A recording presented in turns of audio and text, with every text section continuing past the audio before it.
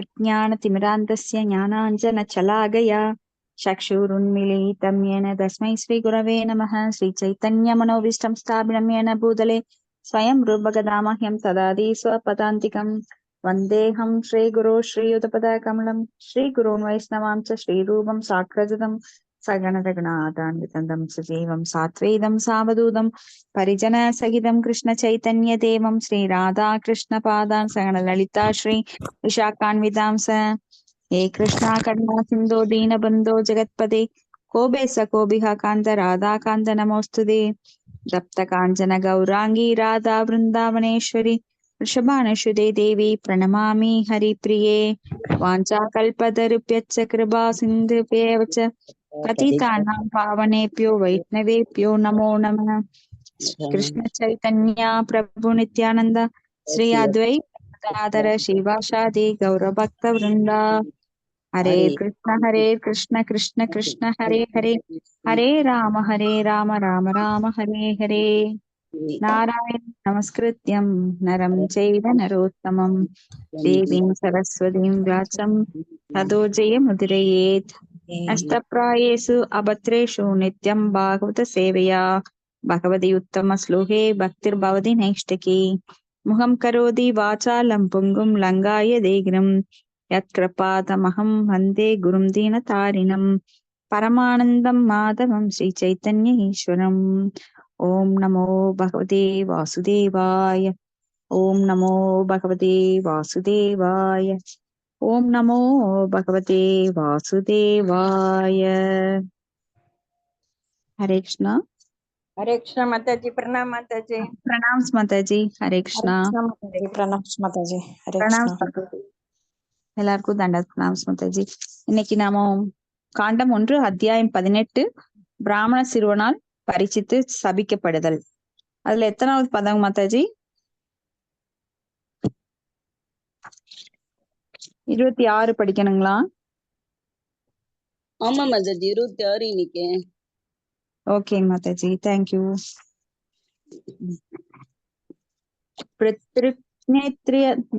நிக்தேந்திரிய பிராண மனோபுத்திம் உபாரதம் ஸ்தான த்ரயாத் பரம் பிராப்தம் பிரம்மபூதம் அவிக்ரியம்.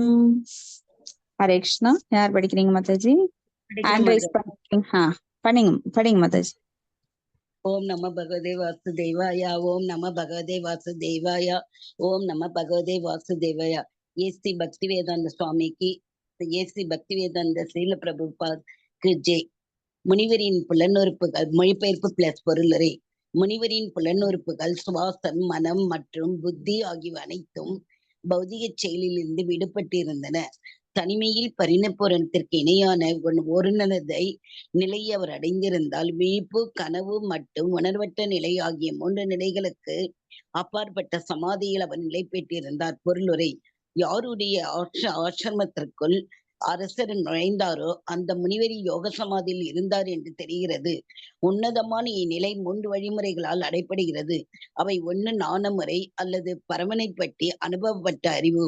2 யோக முறை அல்லது உடலின் சோதலம் மற்றும் சூட்மை இவைகளின் உதவியால் அடையப்படும் உண்மையான தன்னுணர்வு நிலை. மற்றும் 3 மிகவும் பட்டதான பக்தி யோகமுறை அல்லது பகவானின் பக்தி தொண்டில் புலன்களை ஈடுபடுத்துதல். பொருளிலிருந்து ஒரு உயிர்வாழி வரை உணர்வு படிப்படியாக விருத்தி அடைகிறது. இத்தகவல் பகவத்கீதையிலும் காணப்படுகிறது. ஜீவராசியிலிருந்து ஆத்மாவிலிருந்து தான் நமது பௌதிக மனமும் உடலும் விருத்தி அடைகின்றன. தவிரவும் 3 பௌதிக குணங்களின் ஆதிக்கத்தால் நம்முடைய உண்மையான சொற்பத்தை நாம் மறந்து விடுகிறோம். ஞான மார்க்கம் ஆத்ம தத்துவத்தை பற்றி கற்பனையாகும். ஆனால் பக்தி மார்க்கம் ஆன்மீக ஆத்மாவை உண்மையாகவே செயலில் ஈடுபடுத்துகிறது. ஜடப்பொருளை விட புலன்களின் சூட்சமமான நிலை உயர்ந்ததாகும். புலன்களோட சூட்சமமான மனம் இன்னும் உயர்ந்துள்ளது. இதைவிட பிரயாணமா செயல்கள், ஆம செயல்கள் உயர்ந்தவையாக உள்ளன. புத்தி இன்னும் உயர்ந்த நிலையில் உள்ளது. புத்திக்கும் அப்பாற்பட்டுள்ள ஜீவாத்மா இயந்திரம் போன்ற செயல்களை கொண்ட யோக முறையினால் உணர்ந்தறியப்படுகிறது. அதாவது தியான பயிற்சியினால் புலன்களை கட்டுப்படுத்துவதாலும் சுவாசத்தை ஒழுங்குபடுத்துவதாலும் மற்றும் உன்னத நிலைக்கு உயர்வதற்கு புத்தியை உபயோகித்தாலும் ஆத்மா உணர்ந்தறியப்படுகிறது. இந்த சமாதி நிலை உடலின் எல்லா இயக்கங்களையும் நிறுத்தி விடுகிறது.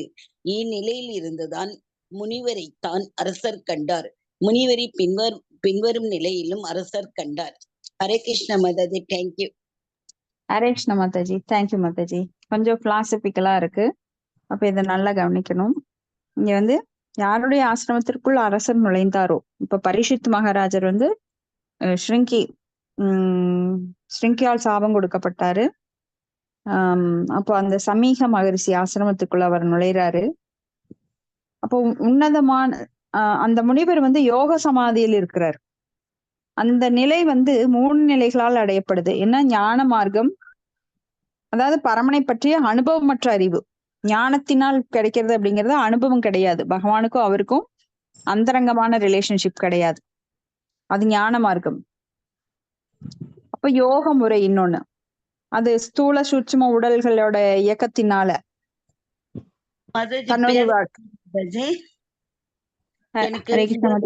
விபரமா சொல்லுங்க மாதாஜி. சூதுல இருந்து சூட்சுமக்கு போறோம் இல்ல மாதாஜி, அது எப்படின்னு வரைக்கும் கொஞ்சம் விபரமா சொல்லுங்க மாதாஜி. அது புரியல எனக்கு மாதாஜி. ஸ்தூல உடல்ங்கிறது என்ன? அது புரியல மாதாஜி, மறந்துட்டோம் மாதாஜி. ஐம்பூதங்கள், நீர், நிலம், நெருப்பு, காற்று, ஆகாயம், அதுதான் ஸ்தூலம். ஸ்தூலம்ங்கிறது நம்ம கண்ணால பார்க்கக்கூடியது. சூட்சுமம் அப்படிங்கிறது நம்ம கண்ணால் பார்க்க முடியாத சூட்சுமமான விஷயங்கள் சொல்லுவோம் இல்லைங்களா? அப்ப கண்ணால் பார்க்க முடியாத மனம், புத்தி, அகங்காரம், இந்த 3 தான் சூட்சுமமானது. அந்த அதனோட இயக்கங்கள் உதவியால் அடையப்படும் தன்னுணர்வு. அப்ப இந்த மனத்தை அடக்கி யோகிகள் என்ன பண்றாங்க? மனத்தை புத்தியால் அடக்கி அந்த பொய் கௌரவத்தை அடக்கி உண்மையான கௌரவத்தை அடையணுங்கிறதுக்காக அவங்க அந்த உடலை வந்து பஞ்சபூதங்களான அந்த உடலை சமாதி நிலையில கொண்டு போற அளவுக்கு தயார் பண்றாங்க. யம, நியம, ஆச்சன, பிராணயாம, பிரத்யங்கார, தியான, சமாதி, அந்த நிலைக்கு மெதுவா கொண்டு போறாங்க. எதை எடுக்கணும், எதை விடணும், யம, நியம, ஆச்சனங்கள் போடுறது. அப்ப அஷ்டவக்ரர் இல்ல, பதஞ்சலி முனிவர் சொல்லி கொடுத்த ஆசனங்கள் மூலமாக அவங்க வந்து கையில சின்முத்திரையெல்லாம் வச்சுக்கிட்டு, அப்போ உள்மூச்சை வெளிமூச்சாகவும் வெளிமூச்சை உள்மூச்சாகவும் அந்த 5 விதமான வாயுக்கள், பிராண, அபான, வியான, சமான, உதான வாயுக்களை எல்லாம் அடக்கி அந்த வாயுக்களுக்கு நடுவில் இருக்கின்ற ஆத்மாவை அந்த சச்சக்கராவின் வழியாக மேலெழுப்பி பிரம்மஹந்தம் அப்படின்ற அந்த தலைக்கு உச்சியில் இருக்கிற இடத்துக்கு கொண்டு வருவாங்க. அதன் மூலமா அவங்க அந்த ஆத்மாவை இந்த 9 வாயில் கொண்ட குடிலைங்கிற இந்த உடல்ல இருந்து அவங்க விடுவிச்சுக்குவாங்க. போடுறீங்களா மாதாஜி? மாதாஜி இது ஆமாங்க, ரெக்கார்டிங் போடுவோம்.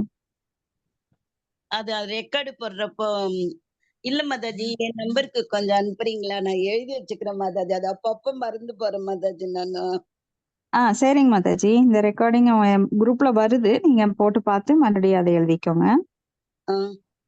ஓகே மாதாஜி. அப்ப தன்னுணர்வு பெறுவதற்கு ஞான மார்க்கம், யோக மார்க்கம், அப்புறம் பக்தி யோக முறை.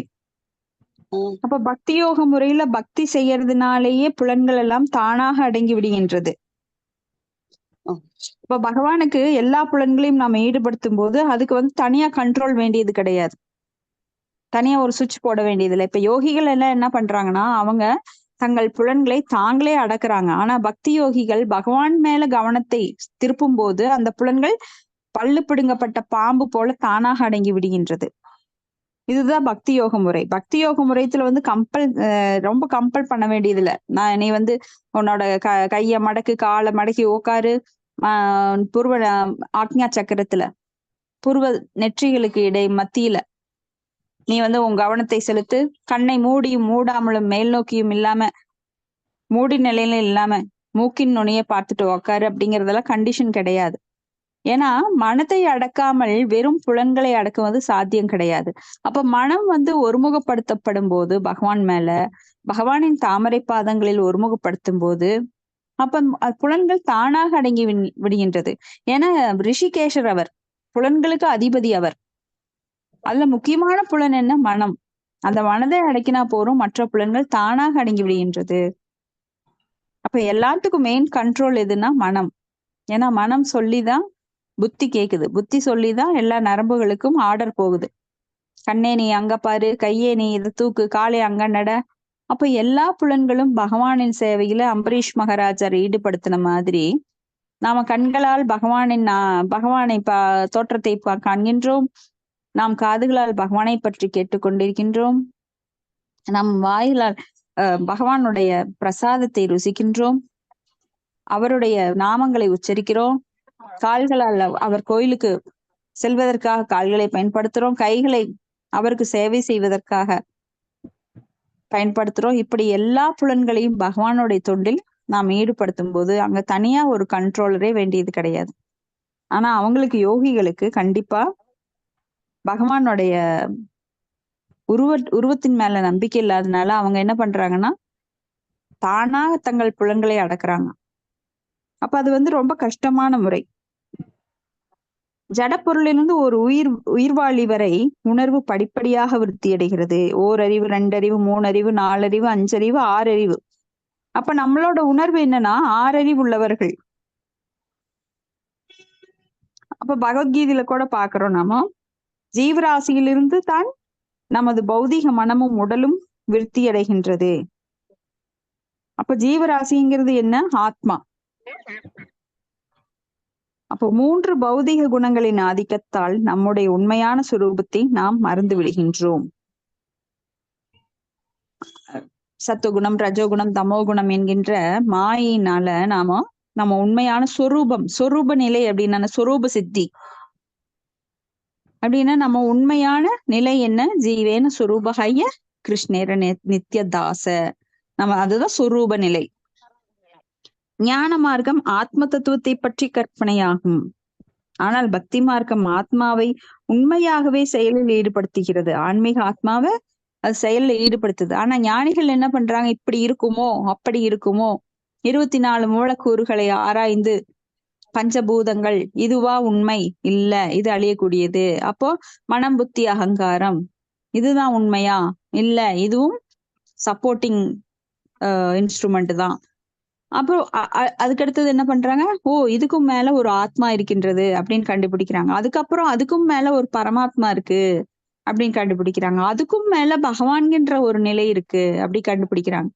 இப்படி ஆராய்ச்சி பண்ணி இவங்க வர்றக்கு பகுனாம் ஜென்மனாம் வந்தே ஞானவான் மாம் பிரபத்தியதே, பல ஜென்மங்கள் ஆயிரும். கடைசியில வாசுதேவ சர்வமிதி மகாத்மா ஸ்ரூதுர்லபன அவங்க அந்த முடிவுக்கு வருவாங்க. ஆனா அதுக்கு இந்த காலகட்டம் பொருந்தாது. கலிகாலத்துல ஆயுட்காலம் மிகவும் குறையது, அல்பாயுசக. அப்போ இவங்க பல அந்த சத்திய யுகம், திரேதா யுகம், துவாபர யுகங்கள்ல அந்த பல யுகங்கள்ல அவங்களுக்கு ஆயுட்காலம் நிறைய இருந்தது. 1,00,000 வருடங்கள், 10,000 வருடங்கள், 1000 வருடங்கள் இருந்தது. அதனால தவசிகள் எல்லாம் 1000 ஆண்டுகள் தவம் பண்ணினாங்க.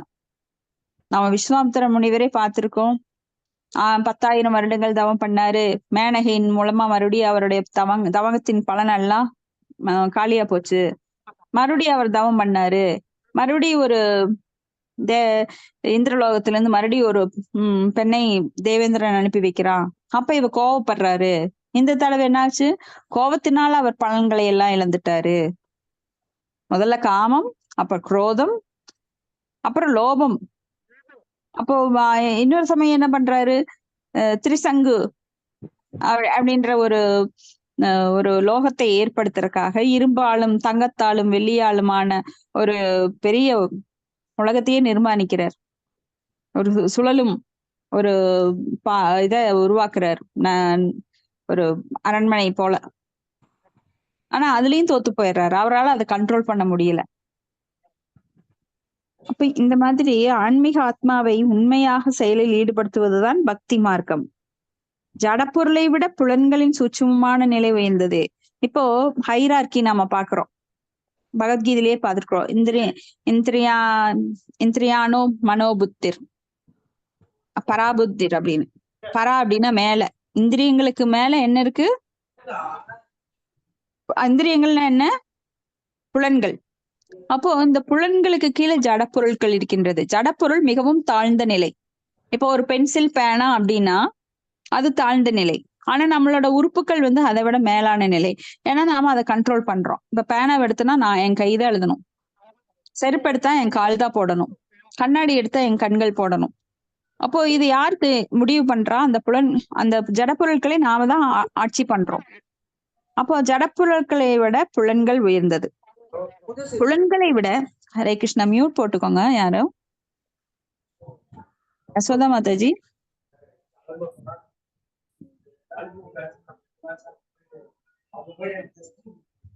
ஹரே கிருஷ்ணா. அப்போ ஜடப்பொருட்களை விட புலன்கள் உயர்ந்தது. நான் நோட்டு போட்டிருக்கிறேன் மாதாஜி. இல்லைங்க, நான் இப்ப போட்டு விட்டேன். சாரி மாதாஜி. அப்போ புலன்களை விட மனம் உயர்ந்தது. மனம் உயர்ந்தது. இதை விட பிராணாயாம செயல்கள் உயர்ந்தவை. புலன்களை விட மனம் உயர்ந்தது, மனதை விட புத்தி உயர்ந்தது. அப்ப புத்தியை விட ஜீவாத்மா உயர்ந்தது, ஆத்மா உயர்ந்தது. ஆத்மாவை விட பரமாத்மா உயர்ந்தது, பரமாத்மாவை விட பகவான் உயர்ந்தவர். இப்படி இந்த ஹைரார்கி நம்ம பார்க்கலாம். அப்போ ஜடம் வந்து கீழானது, புலன்கள் அதற்கு மேலானது, புலன்களை விட மனம் மேலானது, மனதை விட புத்தி மேலானது. ஏன்னா மனதை அடக்குவது புத்தி தான்.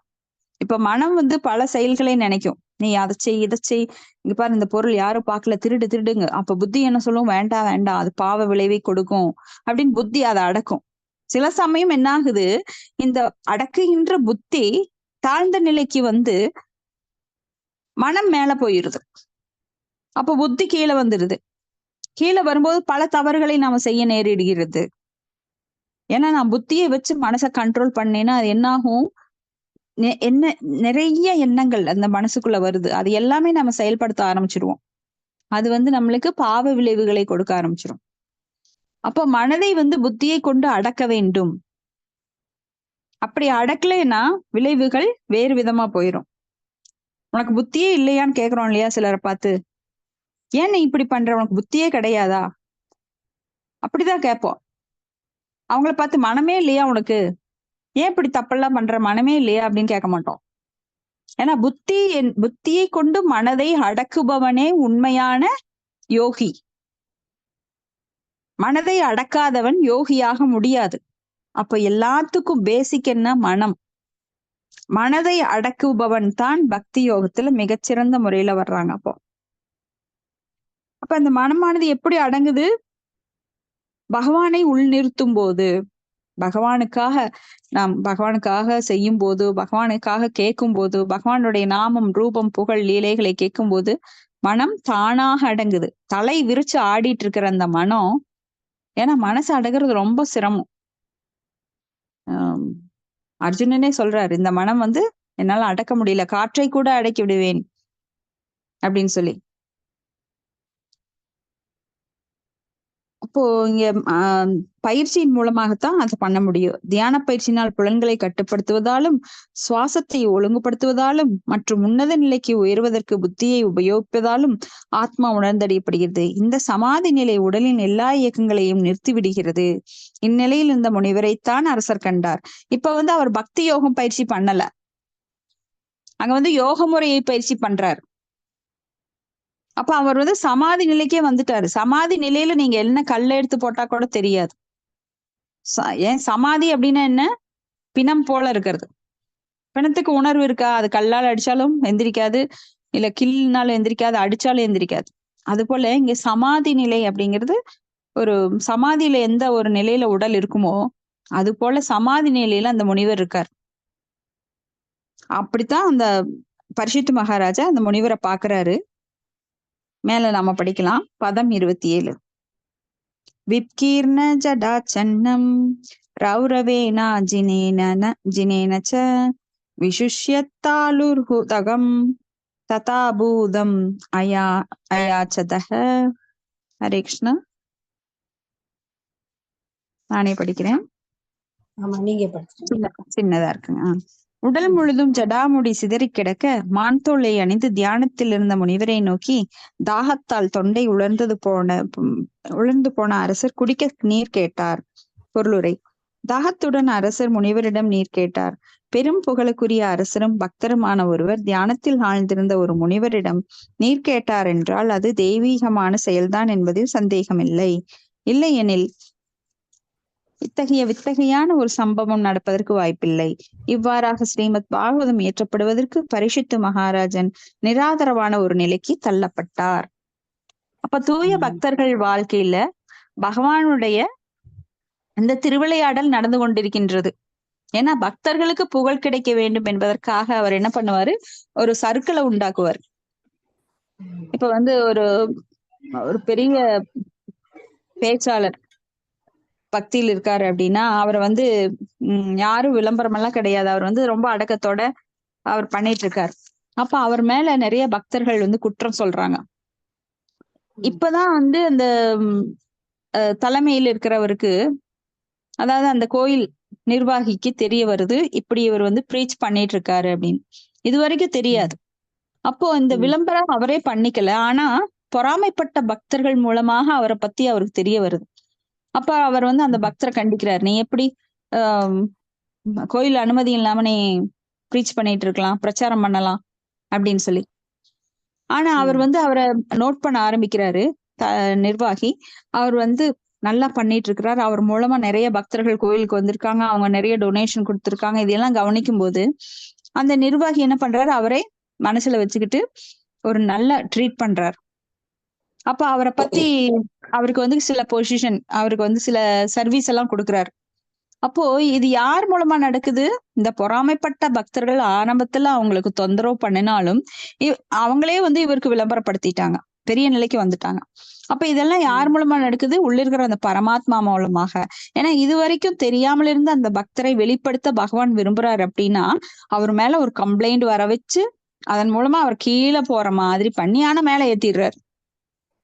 இது ரொம்ப வித்தியாசமா இருக்கும் நம்மளுக்கு. பகவான் ஒரு லீலை பண்றாரு அப்படின்னா, ஒரு பக்தருக்கு ஒரு அவமானம் வருது அப்படின்னா அதையவே அவர் மேல தூக்கி உட்கார வைக்கிறது தான் பண்றாரு. ஒரு பெரிய கிரீடத்தை கொடுக்கறதுக்கு தான் அவர் பண்றாரு. ஆனா ஆரம்ப நிலை பக்தர்கள் இதை புரிஞ்சுக்கவே முடியாது. ஏன் எனக்கு இந்த கடவுள் இப்படி சோதனை பண்றாரு, ஏன் எனக்கு கஷ்டம் கொடுக்குறாரு. இப்போ ஒருத்தனுக்கு சின்ன தொழில லாஸ் ஆகும் பௌதிகமா பாத்தீங்கன்னா, ஆனா அவர் கடவுள் கடாட்சம் கொடுக்கும் போது என்ன பண்றாருன்னா அவனுக்கு தகுந்த ஒரு பெரிய தொழிலை அதன் மூலமா கொடுக்குறாரு. அப்ப அவன் என்ன பண்றான், ஒரு லோன் வாங்கி பெரிய அளவுல பிசினஸ் பண்றான். ஏன்னா அந்த சின்ன பிசினஸ்ல அடிபட்டு ரொம்ப நட்டமாகி அவன் ரொம்ப கஷ்டப்படுறான். ஆனா முயற்சி, அவன் கடவுளை ரொம்ப நம்புற ஒரு பக்தன். அந்த பக்தன் கடவுளை வணங்கி அவன் வேறொரு தொழில பெரிய அளவுல தொடங்குறான். இந்த தடவை அவன் சக்சஸ் ஆயிடுறான். அப்போ தன் பக்தனுக்கு பகவான் சின்னதை எடுத்தாலும் அவன் நினைப்பான், ஒரு 10 ரூபாய் எனக்கு கிடைக்கணும் அப்படின்னு நினைப்பான். ஆனா பகவான் என்ன பண்றாரு, லாட்டரியில அவனுக்கு 1,00,000 ரூபாய் கொடுத்துடுறாரு. அப்ப பக்தனோட நிலை வேற, பகவானோட நிலை வேற. அவர் பெருசா கொடுக்க நினைக்கிறாரு, ஆனா பக்தன் சின்னதா நினைச்சு கற்பனை பண்ணிட்டு இருக்கான். ஆனா எந்த ஒரு பக்தன் பகவானை உண்மையா நம்புறானோ அவனுக்கு எல்லாமே பெரிய லெவல்ல தான் கிடைக்கும். ஆனா அவன் சின்ன லெவல்ல தான், அவன் மூளைக்கு தகுந்த மாதிரி தான் அவன் எய்ம் பண்ணுவான். ஆனா பகவானுக்கு நம்ம ஒரு சிறு தூசா இருந்தாலும் பகவான்கிட்ட இருந்து கிடைச்சதுன்னா அவனுக்கு கோடானு கோடி மதிப்பு, கோடி கோடியா கொட்டி கொடுப்பாரு. இது நிறைய இடங்கள்ல நாம பார்த்திருக்கோம். அவன் சின்ன அளவுல அடிபடுவான், ஆனா பெரிய லெவல்ல சக்சஸ் ஆவான். அடுத்தது பதம் 28. அலப்தத்ரன பூமி ஆதிரசம் பிராப்தார்க்கிய சூன்ருத அவஜ்ஞாதம் ஹிவாத்மானம் மன்யமான சுகோபஜ.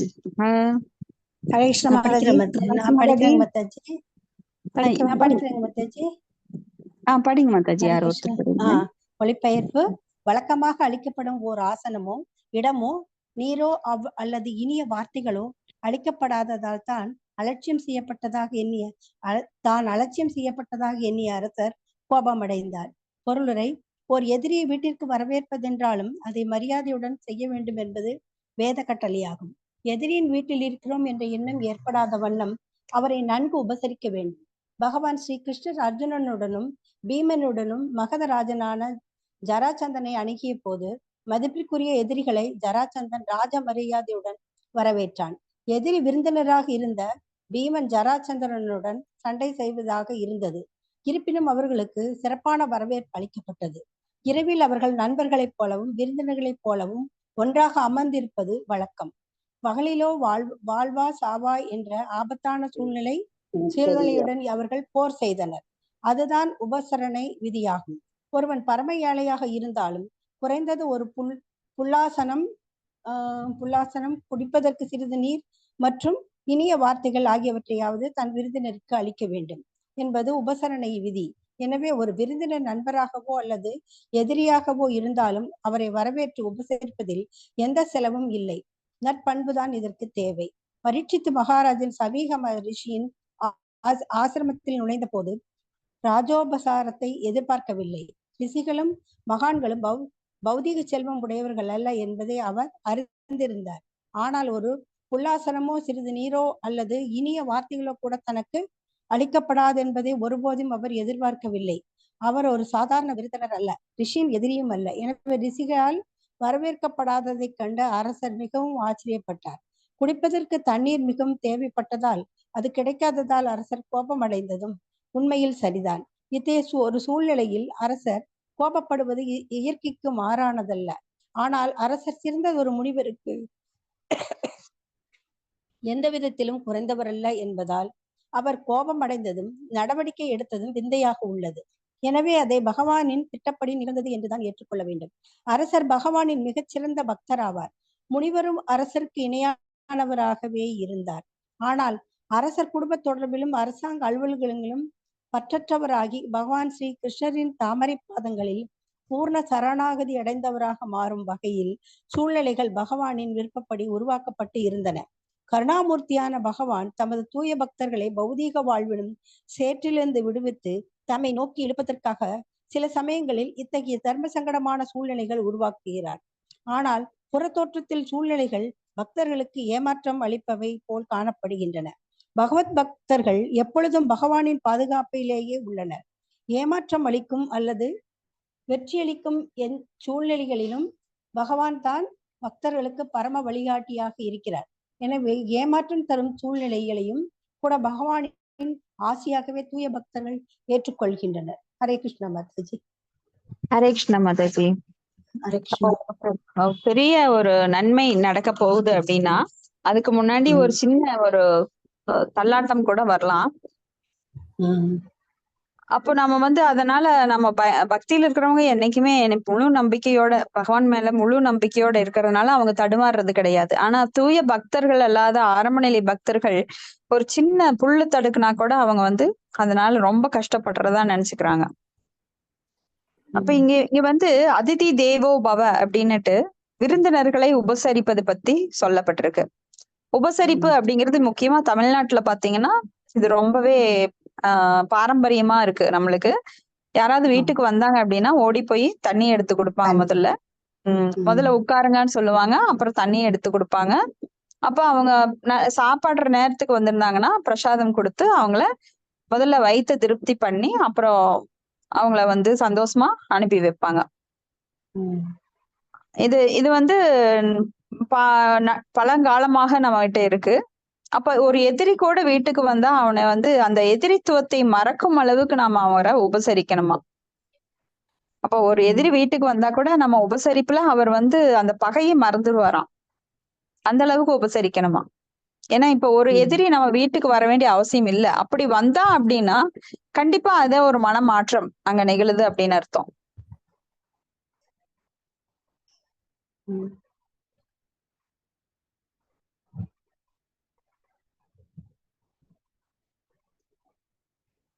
ஹரே கிருஷ்ணா மாதாஜி. வாய்ஸ் இல்ல. ஹரே கிருஷ்ணா. இருந்தெல்லாம் கொடுத்து நாம அவரை வாய்ஸ் பிரேக் ஆயிட்டே இருக்கட்டும் வரவேற்று அவருக்கு நல்ல உபசரிப்பு எல்லாம் பண்ணுவோம். இப்ப இங்க பாத்தீங்கன்னா ஜராசந்தன் அவர் எதிரிதான். ஆனா அவருடைய அரண்மனைக்கு பீமன் பகவான் கிருஷ்ணர் எல்லாம் போறாங்க. ஆனா அவங்கள நல்லா வரவேற்று ஜராசந்தன் விருந்து கொடுக்குறான். இரவுல எல்லாம் அவங்க நண்பர்கள் போல இருப்பாங்க, பகல்ல அப்புறம் சண்டை அந்த போர் நடக்கும்.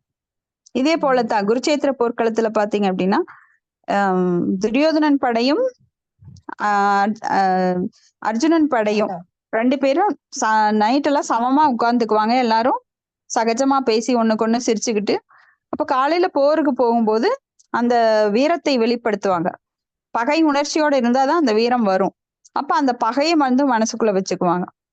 மற்ற நேரங்கள்ல வீணான பகையை அவங்க வெளிக்காட்டுறது கிடையாது. நான் இந்த டீமு, நான் இந்த டீமு. இப்ப நாமெல்லாம் பாகிஸ்தான் டீம் விளையாடுது, இந்தியா டீம் விளையாடுது. ஆனா அவங்க என்னமோ விளையாண்டுட்டு அவங்க எல்லாம் பாத்தீங்கன்னா ஹோட்டல்ல சர்வசாதாரணமா பழகிட்டு போயிடுவாங்க. சூதாட்டங்கள் வேற இதுல நடுவுல நடக்குது. நிஜமா யாரு வெற்றி பெறாங்கன்னே தெரியாது. அதுக்காக லட்சமா பணம் எல்லாம் போட்டு எல்லாம் இன்னைக்கு அப்படி இருக்கு இந்த கலிகாலத்துல. ஆனா பகைமை யாருக்கு இருக்கும்? அதை பாக்குறவங்களுக்கு இருக்கும். பாகிஸ்தானா வெறி பிடிச்ச மாதிரி அவங்க பகைவர்கள் அப்படின்னு உள்ளத்திலேயே அவங்க ஒரு எண்ணத்தை உருவாக்கி வச்சிருக்கிறாங்க. பாகிஸ்தானுங்களா அவனை அடிச்சு துவம்சம் பண்ணுங்க அப்படின்னு.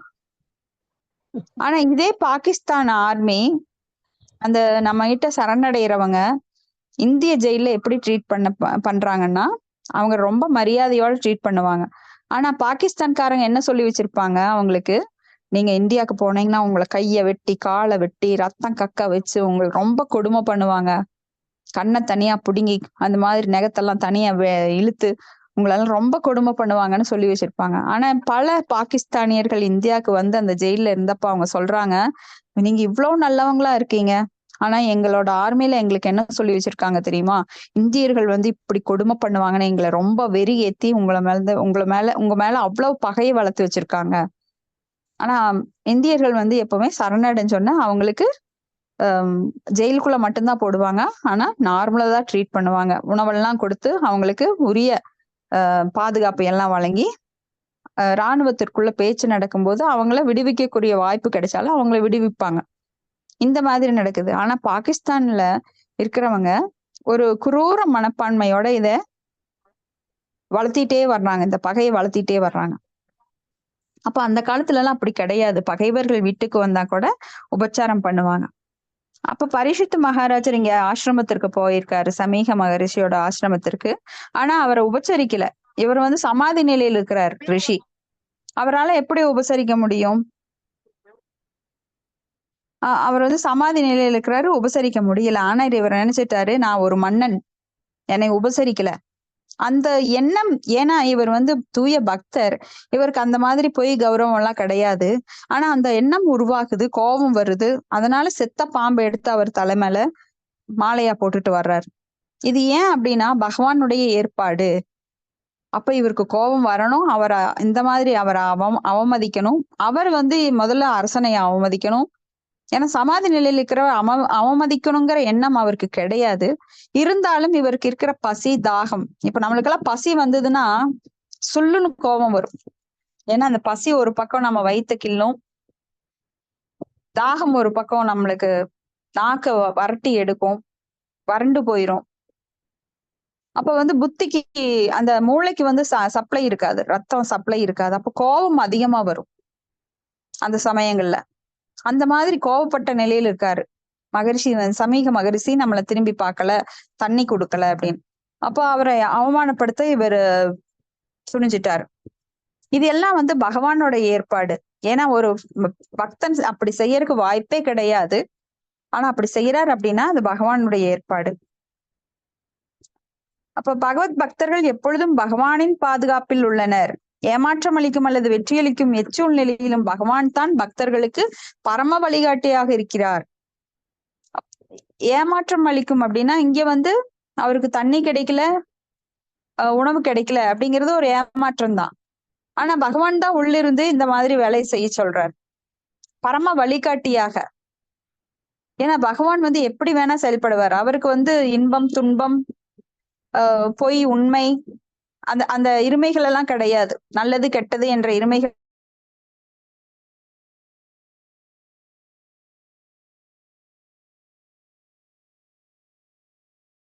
Hello hello பரீட்சா Mataji. ஹரே கிருஷ்ணா. பாகவதமே வெளியிடும் அளவிற்கு அவர் பிரசித்தி பெற்ற ஒரு பக்தனாக வரலாற்றில் போற்றப்படுகிறார். எனவே ஏமாற்றம் தரும் சூழ்நிலையில் கூட பகவானின் ஆசியாகவே தூய பக்தன் ஏற்றுக்கொள்கின்றார். ஒரு ஏமாற்றம் வருது, நம்மள ஒருத்தர் மதிக்கல, நாம ரொம்ப எக்ஸ்பெக்ட் பண்ணி போனோம், அவர் மதிக்கல, அப்படியா, இது பகவானோட ஏற்பாடு. அவர் அதை பத்தி பெருசா எடுத்துக்கிறது இல்ல. நம்மளுக்கு ஒண்ணு கிடைக்கும்னு நினைச்சிட்டு போறோம், கோயில்ல நம்மளை பார்த்து பிரசாதம் எல்லாம் கொடுப்பாங்க, அவன் இன்னைக்கு நம்மளோட பூஜை தான், ஆனா அங்க கண்டுக்கவே இல்லை உங்களை. அப்ப இதுவும் பகவானோட ஏற்பாடுதான். ஒரு பக்தன் எதுக்குமே நிலை குலையறது கிடையாது. ஏன்னா அவன் ஒரு செகண்டும் பகவானுடைய ஏற்பாடாக கருதுகிறான். இது நாமெல்லாம் நம்மளுக்கு உருவாக்கிக்கிட்டது இல்ல, அடுத்தவங்க உருவாக்குறது கிடையாது, எல்லாமே பகவானுடைய ஏற்பாடு. எது நடக்கின்றதோ எல்லாம் கிருஷ்ணரோட செயல். அப்ப தீதும் நன்றும் பிறன் தர வாரா. அது போல இங்க கர்மிகளுக்கு அவங்களோட கர்மத்தினால வருது, ஆனா பக்தர்களுக்கு பகவானால வருது. இதுதான் 2 வித்தியாசம். பதம் 29. அப்ப நன்றே வருகினும் தீதே வருகினும் யான் அறிவது ஒன்றுமில்லை, எல்லாம் உனக்கே பரம் அப்படின்னு சொல்லி கிருஷ்ணரோட பாதத்துல போட்டுட்டு அவன் போயிட்டே இருப்பான். தூய பக்தன் அவன் மற்றவங்க மதிக்கணும், மதிக்கல, எனக்கு அது கிடைக்கணும், கிடைக்கல அப்படிங்கிற இருமையெல்லாம் அவனுக்கு கிடையாது. பதம் 29. அபூத பூர்வ சகசா சூத்ருப்தியாம் அதித்தாத்மனஹ பிரம்மாணம் பிரதி ஆபூத் பிரம்மன் மத்சரோ மன்யுர் ஏவச்ச. யசோதா மாதாஜி படிக்கிறீங்களா? ஹலோ ஹரே கிருஷ்ணா. யசோதா மாதாஜி அன்மியூட் பண்ணுங்க. படிக்கிறேங்க மாதாஜி, படிக்கிறேங்க. ஹரே கிருஷ்ணா. ஹரே கிருஷ்ணா.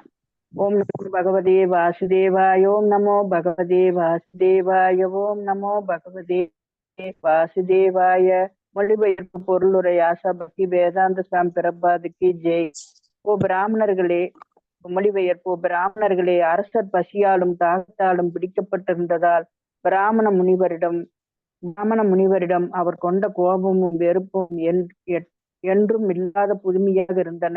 பொருளுரை. குறிப்பாக ஒரு பிராமண முனிவரிடம் கோபமும் வெறுப்பும் கொள்வதென்பது பரிசுத்த மகாராஜ் போன்ற ஒரு அரசருக்கு உண்மையாகவோ புதுமையானதுதான். பிறனர்கள், முனிவர்கள், குழந்தைகள், பெண்கள் மற்றும் முதியவர்கள் ஆகியோர் தண்டிக்கப்படக்கூடாதவர்கள் என்பதை அரசர் நன்கு அறிந்திருந்தார். அதை போலவே அரசர் ஒரு பெரிய தவறை செய்தவராக இருந்தாலும் ஒருபோதும் அவரை தவறு செய்தவராக கருதக்கூடாது. ஆனால் விஷயத்தில் பகவானின் விருப்பத்தினால் பசியாலும் தாகத்தாலும் பிடிக்கப்பட்ட பரிசுத்த மகாராஜன் முனிவரிடம் கோபமும் வெறுப்பும் கொண்டார். ஒரு பிரஜை தம்மை அலட்சியம் செய்தால் அரசர் அவரை தண்டித்தது சரிதான். ஆனால் குற்றவாளி ஒரு முனிவரிடம் பிராமணரும் ஆவார் என்பதால் இது ஒரு புதுமையான ஒரு சம்பவமாக இருந்தது. பகவான் யாரிடமும் விரோதம் கொள்வதில்லை, அதுபோலவே அவரது பக்தர்களும் யாரிடம் விரோதம் கொள்வதில்லை. பரிசுத்த மகாராஜனின் நடத்தை நியாயமானதுதான் என்பதற்கு ஒரே ஆதாரமாக இருப்பது என்னவெனில் அது பகவானால் தீர்மானிக்கப்பட்டது என்பதாகும். ஹரே கிருஷ்ணா மாதாஜி. தேங்க்யூ மாதாஜி. அப்ப இங்க பிராமணர்கள் என்னைக்குமே தண்டனைக்கு உட்பட்டவர்கள் அல்ல. ஏன்னா பிராமணர்கள் பிரம்மத்தை அறிந்தவர்கள். பிரம்மத்தை அறிந்தவர்கள் அவ்வளவு சீக்கிரமா தவறு செய்ய மாட்டாங்க. அப்படியே தவறு செய்தாலும் அவர் மன்னிக்கப்பட வேண்டியவர் அப்படிங்கிறது ஒரு சட்டம் அந்த காலத்துல இருந்திருக்கு. அப்ப இங்க பரிசுத்த மகாராஜர் இவரை தண்டிச்சது சரியா அப்படின்னா அவரா செய்யல இது. ஏன்னா அவர் தூய பக்தர். அவர் யாருடைய கண்ட்ரோல் இருக்கிறார்? யோகமாயின் கண்ட்ரோல் இருக்கிறார், பகவானோட கண்ட்ரோல் இருக்கிறார். அப்போ இது ஒரு பக்கம் பார்க்கும்போது அவர் வெளிப்புறமா, அதாவது வெளிப்புற கண்கள்ல பார்க்கும்போது அவர் தவறு செய்தவராக கர்மிகள் நினைக்கலாம். ஆனா தூய பக்தர்களோட பார்வையிலிருந்து பார்க்கும்போது அவர் தவறு செய்யவில்லை, அது பகவானால் ஆட்டுவிக்கப்பட்டார் அப்படின்னு தான் இங்க எடுத்துக்கணும். ஏன்னா பக்தர்கள் யாரிடமும் விரோதம் கொள்ளுவது இல்லை, பகவானை போன்றே. பகவானுக்கு யாருகிட்டையும் விரோதம் கிடையாது. சமோகம் சர்வபூதேசோ நமே துவேஷோ அஸ்தின பிரியக. எனக்கு யாருகிட்டையும் துவேஷம் கிடையாது, நமே துவேஷோ ஹஸ்தின பிரியகங்கிறார். அது போல பகவானை விட பக்தர்கள் மேன்மையானவர்கள் அப்படிங்கிறதுனால கருணை உள்ளவர்கள், மேன்மையானவர்கள் கிடையாது, கருணை உள்ளவர்கள். ஏன்னா பகவானை விட பக்தர்கள் வந்து அதிகமா கருணை காட்டுவாங்க. அதனால அவர் தவறு செய்ததா இங்க வந்து நினைக்க கூடாது அப்படின்னு ஸ்ரீல பிரபுபாதர் நம்மளுக்கு சொல்றார். ஏன்னா பிராமணர்கள், முனிவர்கள், குழந்தைகள், பெண்கள், முதியவர்கள் எல்லாருமே தண்டிக்கப்படக்கூடாதவர்கள். அப்ப இந்த இடத்துல முனிவர் என்ற நிலையில அவர் வர்றாரு. அப்போ முனிவரை தண்டிக்கிறதுங்கிறது ரொம்ப அபராதம் தான். ஆனாலும் இங்க வந்து பகவானுடைய திருவிளையாடல் இந்த இடத்துல. பதம் 30. சத்து பிரம்ம ருஷேர் அம்சே கதாசு உரகம் உட்ருஷா வினிர்கச்சன் தனுஸ்கோட்யா நிதாய புரம் ஆகதஹ. ஹரே கிருஷ்ணா. சின்னதா இருக்கு, நான் படிச்சிடுறேங்க. அப்படி அவமதிக்கப்பட்ட அரசர் வெளியேறும் பொழுது வில்லின் நுனியால் ஒரு செத்த பாம்பை எடுத்து கோபத்துடன் அதை பிரம்ம ரிஷியின் கழுத்தில் போட்டார். பிறகு தனது அரண்மனைக்கு திரும்பினார். பொருளுரை: இவ்வாறாக அரசர் முனிவர் பழிக்கு பழி வாங்கினார். இத்தகைய அறிவற்ற செயலை அரசர் இதற்கு முன் செய்ததே இல்லை. பகவானின் விருப்பப்படி அரசர் வெளியேறும் பொழுது தன் முன் ஒரு செத்த பாம்பு கிடப்பதை கண்டார். தன்னை அலட்சியப்படுத்த முனிவருக்கு செத்த பாம்பை மாலையாக போடுவதுதான் சரி என எண்ணிய பரீட்சித் மகாராஜர் அப்பாம்பை பிரம்ம ரிஷியின் கழுத்தில் போட்டார். சாதாரண மக்களிடையில் இது வழக்கமாக நடக்கக்கூடிய செயல்தான் என்றாலும் ஒரு பிரம்ம ரிஷியிடம் பரீட்சித் மகாராஜன் இப்படி நடந்து கொண்டது விந்தையான செயல்தான் என்பதில் சந்தேகமில்லை. பகவானின் விருப்பத்தால் தான் இப்படி நடந்தது. இது ஏற்கனவே நாம டிஸ்கஸ் பண்ண மாதிரி பகவானோட விருப்பத்தால்தான் அவர் நடக்குது. அவருக்குள்ள இந்த காம, குரோதம், லோகம், மோபம், மதம், ஆச்சரியம் கிடையாது. ஏன் இப்படி நடந்துகிட்டாரு அப்படின்னு எல்லாருக்குமே ஆச்சரியமாக இருந்தாலும் இது பகவானுடைய செயல். அடுத்தது பதம் 31. ஏஷ கிம் நிப்ருதா சேஷ கரணோ மீலி தேசனஹ மிருஷா சமாதிர் அஹோஷ் வித் கிம் நோ ஷ்யாத் சத்ர பந்துபிஹ. ஹரே கிருஷ்ணா. படிக்கவா மாதாஜி? நீங்க படிங்க மாதாஜி. பிரணம்ஸ் மாதாஜி. தண்டத் பிரணாம்ஸ் மாதாஜி. மொழிபெயர் பொருளரை வழங்கியவர் தெய்வத்திர ஆஷா பக்தி வேதாந்த சுவாமி சில பிரபாதைக்கு ஜெய். மொழிபெயர்ப்பு: திரும்பி வந்ததும் முனிவர் புலன்கள் அடங்கி தியான நிலையில் கண்மூடியவரா அல்லது ஒரு தாழ்ந்த சத்திரனால் ஆக வேண்டியது என்ன என்று பொய் சமாதியில் இருப்பவரா என்று ஆழ்ந்து சிந்திக்க துவங்கினார். பொருளுரை: அரசர் ஒரு பகவத் பக்தராக இருந்ததால் தன் செயலை அவரால் ஏற்றுக்கொள்ள முடியவில்லை. எனவே முனிவர் உண்மையாகவே சமாதியில் தான் இருந்தாரா அல்லது தாண்ட ஒரு சத்திரியனை வரவேற்று உபசரிப்பை தவிர்ப்பதற்காக பொய் சமாதியில் இருந்தாரா என்பதை அவர் அறிந்து கொள்ள விரும்பினார். நல்லாத்மா ஒருவர் ஏதேனும் தவற்றை செய்துவிட்டால் அதற்காக ஒரு உடனே வருத்தப்படுகிறார். கடந்த கால பாவச் செயல்களினால் தான் அரசர் அப்படி நடந்து கொண்டிருக்க கூடும் என்பதை ஸ்ரீலா விஸ்வநாத் சக்கரவர்த்தி தாகூரரும் ஸ்ரீலா ஜீவ கோஸ்வாமியும் ஏற்றுக்கொள்ளவில்லை. அரசரை தம்மிடம் அழைத்துக் கொள்வதற்காகவே இந்த ஏற்பாட்டை பகவான் செய்தார். ஸ்ரீலா விஸ்வநாத சக்கரவர்த்தியின் கருத்துப்படி இது பகவானின் விருப்பப்படி போடப்பட்ட ஒரு திட்டமாகும். பகவானின் விருப்பப்படி ஏமாற்றமான ஒரு சூழ்நிலை உருவாக்கப்பட்டது. திட்டம் என்னவென்றால், அரசர் ஒரு குற்றத்தை செய்ய வேண்டும். அதற்காக கலியின் ஆதிக்கத்தினால் பாதிப்படைந்த அனுபவமற்ற ஒரு பிராமண சிறுவனால் அரசர் சபிக்கப்பட வேண்டும். இதனால் அனைவருக்கும் நன்மை ஏற்படும் வகையில் அரசர் குடும்பத்தையும் வீட்டையும் விட்டு வெளியேற வேண்டும். மேலும் சில சுகதேவ கோசாவியும் உடனான அவரது தொடர்பினால் பகவானின் நூல் அவதாரம் என கருதப்படும் புகழ்பெற்ற ஸ்ரீமத் பாகவதம் பேசப்பட வேண்டும். பிருந்தாவனத்தை சேர்ந்த ஆன்மீகமான இடையர்குல பெண்களுடன் பகவான் நிகழ்த்திய ராசலீலையை போன்ற பகவானின் உன்னதமான லீலைகளை பற்றிய பல கவர்ச்சிகரமான தகவல்களை பகவானின் இந்த நூல் அவதாரம் அளிக்கிறது. பகவானின் இக்குறிப்பிட்ட லீலை விசேஷமானதொரு முக்கியத்துவம் வாய்ந்ததாகும். ஏனெனில் பகவானின் இக்குறிப்பிட்ட லீலையை பற்றி முறையாக கேட்டறிபவரால் நிச்சயமாக பௌதிக சிற்றின்ப ஆசையிலிருந்து விடுபட்டு பகவானின் உன்னதமான பக்தி தொண்டு வழியில் நிலை பெற இயலும். தூய பக்தரை உன்னதமான நிலைக்கு உயர்த்துவதற்காகவே அவரது பௌதிக வாழ்வில் பகவான் ஏமாற்றத்தை விளைவிக்கிறார். ஒன்றுவிட்ட சகோதரனின் சதி திட்டத்தினால் அர்ஜுனனையும் பாண்டவர்களையும் ஏமாற்றமடை செய்ததன் மூலமாக பகவான் குருஷேத்திர யுத்தத்திற்கான துவக்கத்தை ஏற்படுத்தினார். பகவானின் ஒளிவடிவ அவதாரமாகிய பகவத்கீதையை உருவாக்குவதற்காகவே இச்சம்பவம் நிகழ்ந்தது. எனவே பரிசித் மகாராஜனை நிராதாரமான ஒரு நிலையில் வைத்ததால் பகவானின் விருப்பப்படி அவரது நூல் அவதாரமான ஸ்ரீமத் பாகவதம் உருவாக்கப்பட்டது. பரிசித் மகாராஜன் தமது தாயின் கற்பத்தில் இருக்கும் பொழுதே பெரும் துன்பத்தை சகித்துக் கொண்டார். அஸ்வத்தாமன் விட்ட பெரும் வெப்பத்தினால் கூட அவர் சிறிதும் கலங்கவில்லை என்பதால் பசியாலும் தாகத்தாலும் அவர் துன்பத்திற்குள்ளானது போல் காணப்பட்டது வெறும் காட்சி மட்டுமே ஆகும். அவருக்கு ஏற்பட்ட துன்பம் வழக்கத்திற்கு மாறானது என்பதில் சந்தேகம் இல்லை. பரிசுத்த மகாராஜனை போன்ற பக்தர்கள் பகவானின் விருப்பப்படி துன்பங்களை சகித்துக் கொள்வதற்கு போதுமான சக்தி படைத்தவர்களாக உள்ளனர்.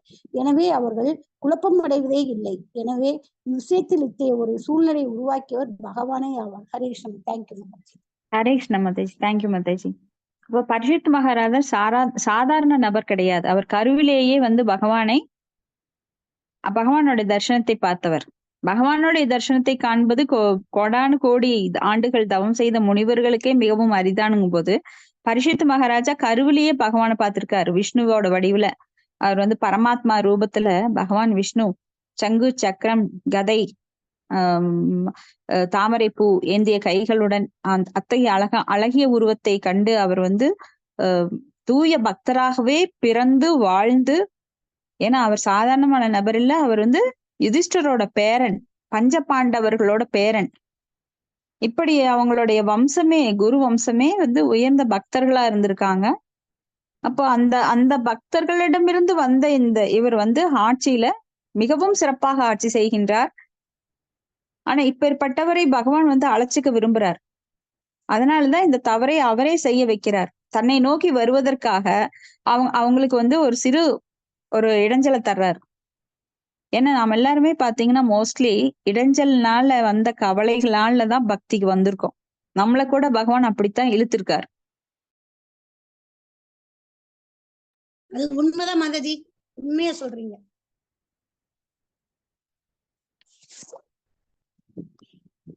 ஹரே கிருஷ்ணா மாதாஜி. ஹரே கிருஷ்ணா. ஏதோ ஒரு வழியில பகவானை தேடி மாதாஜி உங்க பேச்சு இடையில நின்றுது மாதாஜி. டவர் கிடைக்கலீங்களா? இடையில பாதி அப்புறம் பேசுற மாதிரி வருது. எல்லாருக்குமே அப்படிங்களா மாதாஜி?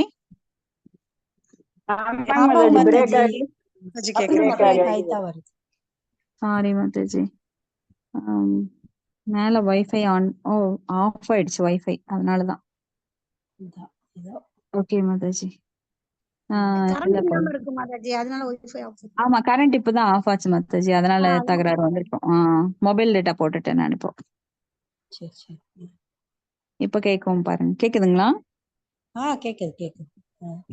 நான் சொன்னேன் எல்லாருமே ஒரு சம்பவத்தினாலதான் எல்லாருமே கிருஷ்ண பக்கம் வந்திருக்கோம். நீங்க சொன்னீங்களா? ஆமான்னு சொன்னேன், அதான் உங்களுக்கு கேட்கல. சரி மாதாஜி, சரி.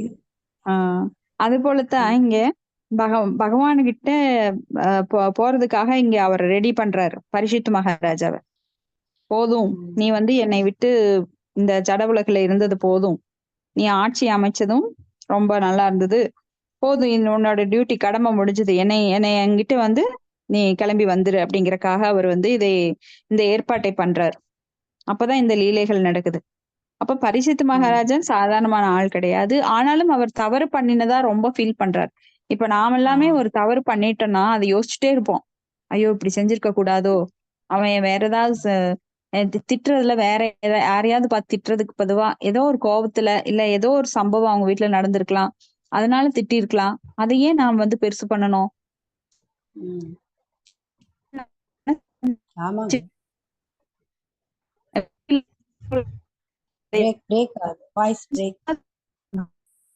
வாய்ஸ் பிரேக் ஆகுது மாதாஜி.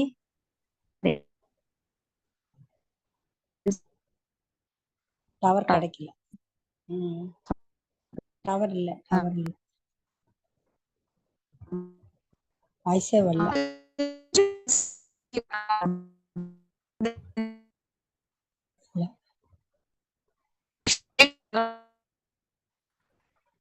ஹரே கிருஷ்ணா.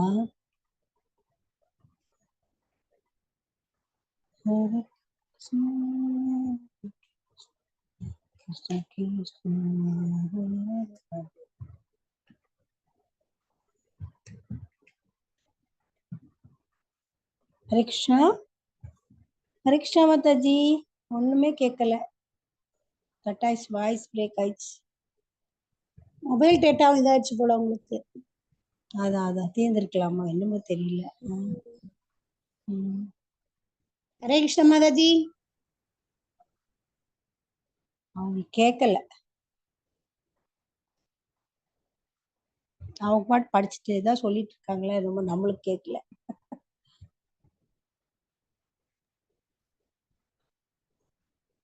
ஹரே கிருஷ்ணா, இப்ப கேக்குதுங்களா மாதாஜி? இப்ப கேக்குது. இப்பதான் கேக்குது மாதாஜி, இப்பதான் கேக்குது. சரிங்க. நான் கொஞ்சம் வெளியில வந்திருக்கேன்.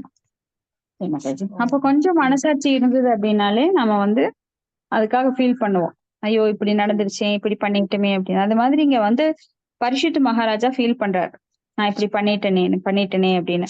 ஆனா இது பகவானுடைய ஏற்பாடுன்னு சில விஸ்வநாத சக்கரவர்த்தி தாக்கூர் அவங்க எல்லாம் சொல்றாங்க.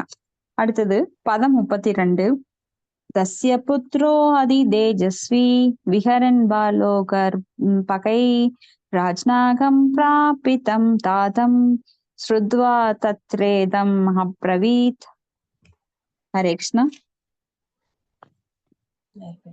யாராவது ஒருத்தர் படிங்க மாதாஜி. நான் படிக்கிறேங்க மாதாஜி. மொழிபெயர்ப்பு.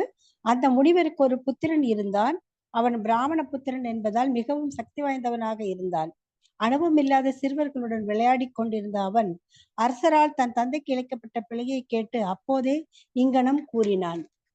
பொருளுரை. பரீட்சித்து மகாரனுடைய நல்லாட்சியின் காரணத்தால் அனுபவம் இல்லாத மற்ற சிறுவர்களுடன் விளையாடி கொண்டிருந்த இளம் வயதுடைய ஒரு சிறுவனாலும் கூட தகுதி வாய்ந்த ஒரு பிராமணருக்கு இணையான சக்தியை பெற்றிருக்க முடிந்தது. ஸ்ருங்கி எனப்பட்ட இச்சிறுவன் தன் தந்தையிடமிருந்து பிரம்மச்சரியத்தில் நன்கு பயிற்சி பெற்றிருந்தான். இதனால் அச்சிறு வயதிலும் அவனால் ஒரு பிராமணருக்கு இணையாக சக்தியை பெற்றிருக்க முடிந்தது. ஆனால் வேத பண்பாட்டிற்குள் ஊடுருவி சென்று அதை கெடுத்து விடுவதற்கான ஒரு வாய்ப்பையும் கலியுகம் எதிர்பார்த்திருந்தது. அனுபவம் இல்லாத அச்சிறுவன் கலியுகத்திற்கு வாய்ப்பை அளித்து விட்டான். கலியின் ஆதிக்கத்திலிருந்து இந்த பிராமண சிறுவனிடமிருந்துதான் தாழ்ந்த பிரிவினரின் விரோதம் ஆரம்பமானது. இவ்வாறாக பண்பாடான வாழ்வு நாளுக்கு நாள் நலிவடைய துவங்கியது. முதலாக பிராமணரால் இழைக்கப்பட்ட அநீதிக்கு பலியானவர் பரீட்சித்து மகாராஜனாவார். இவ்வாறாக கலியின் தாக்குதலுக்கு எதிராக அரசரால் அளிக்கப்பட்டிருந்த பாதுகாப்பு தளர்ந்தது. ஹரே கிருஷ்ண மாதாஜி. ஹரே கிருஷ்ண மாதாஜி. இப்ப கலிபுருஷனுக்கு யாராவது ஒருத்தர் பிடிக்கணும். அப்போ அந்த கலிபுருஷன் என்ன பண்ணினாருன்னா, உயர்ந்த குலத்தவரான பிராமணர் மூலமா அவரோட விளையாட்ட ஆரம்பிச்சார். ஏன்னா பிராமணர்கள் மூளையாக செயல்படுபவர்கள். அப்போ இங்க மூளையா மூளைய பாதிச்சா என்ன ஆகும்? நம்மளுக்கு எல்லாமே வீக் ஆயிடும் இல்லைங்களா? அப்ப நாம நடக்க முடியாது, பேச முடியாது, கை செயல்படாது. அப்போ மூளையில தான் எல்லாமே அந்த சக்தி இருக்கு. அப்போ அந்த மூளை முதல்ல பாதிச்சுட்டா எல்லாமே தானா வீக் ஆயிரும். அப்போ அவர் போய் கரெக்டா பிராமணர்களை பிடிச்சாரு. அப்போ பிராமண சிறுவனான ஸ்ருங்கி இளம் வயது, ஆனா 6 வயசு 7 வயசு தான் இருக்கும். ஆனா அந்த பையனுக்கே அவ்வளவு பவர் இருந்திருக்குன்னா அந்த காலத்துல பிராமணர்கள் எப்படிப்பட்டவர்களா இருந்திருப்பாங்க பாருங்க.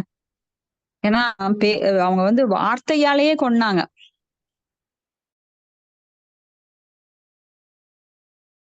மன்னனை வார்த்தையால சபிச்சே கொன்னாங்களாம். அப்போ பிராமணர்கள் வேதங்கள் மூலமாகவே அந்த நெருப்பை ஏற்றுவாங்களாம். அப்ப பிராமணர்களோட சாபம் வாங்கக்கூடாது அப்படின்னு சொல்லுவாங்க. ஏன்னா பிராமணர்கள் வந்து கொஞ்சம் வீரியம் மிக்கவர்கள், பகவானால் ஆசீர்வதிக்கப்பட்டவர்கள், பிரம்மத்தை உணர்ந்தவர்கள். அவங்க எல்லாம் பகவானுக்கு ரொம்ப பிரியமானவங்க. பிராமண ஹித்தாயச்ச அப்படின்னு சொல்லி பசுக்களும் பிராமணர்களும் பகவானுக்கு ரொம்ப பிரியமானவங்க. ஏன்னா பகவானுடைய அந்த ரகசியத்தை வெளிப்படுத்துறவங்க அவங்கதான். அந்த அடிப்படை விஷயங்களை சொல்லித்தர்றவங்க அவங்கதான். அவங்கள சிலர் தான் வைஷ்ணவர்களா மாறுறாங்க. வைஷ்ணவர்களுக்கு கூட நாம அடிக்கடி பேசுறது கிடையாது. இங்க பிராமணர்கள் தான் பேசுறோம். அப்ப பிராமணர்கள் மூளையாக செயல்படுற அந்த பிராமணர்களையே முதல்ல கவுத்துட்டா அப்ப தானா எல்லாருமே கவுந்துருவாங்க இல்லையா? அப்ப இங்க வந்து கலியோட ஆதிக்கம் பிராமணர்கள் மூலமா தொடங்குது. அப்ப அந்த ஸ்ருங்கி வந்து பிராமண சிறுவன் ஆனா பிரம்மச்சரியத்துல நல்லா வளர்க்கப்பட்டதுனால அவருக்கும் கூட அந்த சாபம் கொடுக்க முடிஞ்சது. 7 நாட்கள் நீ மரணம் அடைவாய்ன்னு சொல்லி பரிசுத்த மகாராஜா பத்துக்கு சொல்லிட்டான். ஆனா இதுக்காக பின்னாடி வந்து அவங்க அப்பா ரொம்ப வருத்தப்படுறாருங்கிறத நாம மறுபடியும் படிக்கலாம். அப்ப இதோட நாம முடிச்சுக்கலாம். இதுல ஏதாவது உங்களுக்கு கருத்துக்கள் இல்ல சந்தேகம் இருந்தா நாம டிஸ்கஸ் பண்ணலாம். ஹரே கிருஷ்ணா மேம். மச்.